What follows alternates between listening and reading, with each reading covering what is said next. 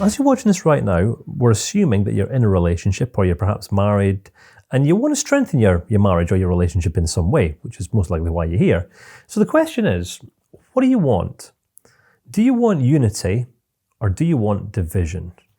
Right? It's the key pivotal question that many couples in relationships or long-term marriages don't ask themselves. Some couples will spend years and years and years bickering, they get used to each other, kind of in a place of conflict with each other, not understanding that there is in fact a better way.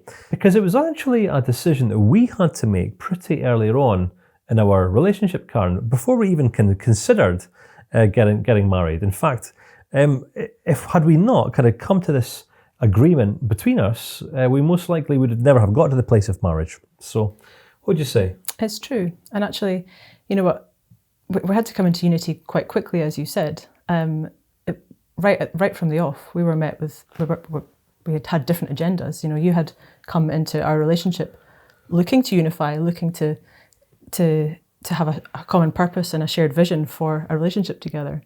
And I actually hadn't given that any thought or consideration right at the off. So that caused us a little bit of tension right at the start, and we had to really work through that immediately before we committed to the long term and the marriage. It's important to note, I mean, just for transparency's sake, there's around about 5.5 years of an age difference between Karen and I.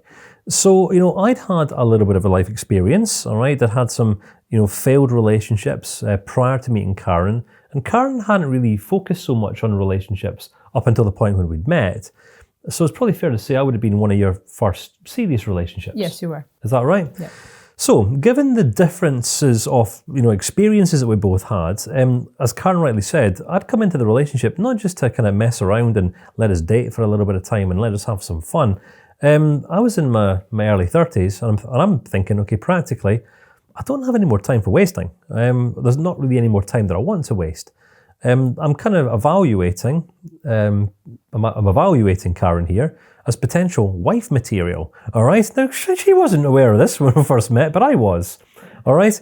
And it got to the point, I think we were around about maybe 4 or 5 months in, and Karen was like right into the career, right? I still had my career going and Karen had her career going, but the problem is that these two careers had actually completely got in the way of us having any time for a relationship. It's true, yeah. Actually, right back in those days, you know, my priority was my career and the time that I invested into that. And you didn't get much of a look in at the start. Much of a look in, I didn't get any look in whatsoever. And this is what brought us to this place of conflict.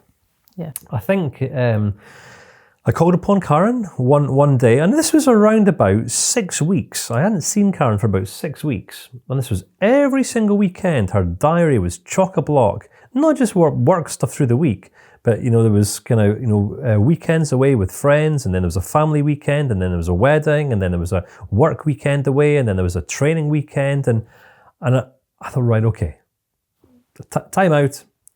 Okay, Karen, can we go for a coffee, please? And it was one of these really tough conversations, and my kind of palms were sweating, and I was shaking, and I had to put my neck on the line here and be completely honest and transparent about what I wanted. Complete honesty is key, because sometimes some people will get frustrated or angry in a relationship because they're not getting what they want, without having even told the other person what they want.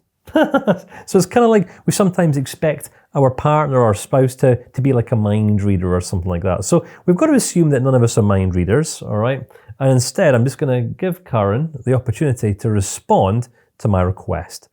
And I think my request went something along the lines of, listen, Karen, I'm interested in actually developing a healthy relationship with you, but I have a problem. You are completely unavailable. You're busy every weekend, and I'll be honest, could we just make a decision as to whether you're actually ready at the stage of your life for a committed relationship? And my response was, of course, yeah. I mean, not quite like that. It was a challenging conversation. Don't get me wrong, it was hard, but you bringing that up allowed me to actually evaluate my own priorities and consider, what am I doing? Why am I committing to busyness rather than a relationship, which I do want, and I do really want to build this relationship. So I made some changes. It's important. It's important to note here, because some people will be thinking, "Oh, but isn't that controlling? Isn't that manipulative?" No, not at all. Right? Manipulation is about coercing or tricking someone into doing something that one wants. All right.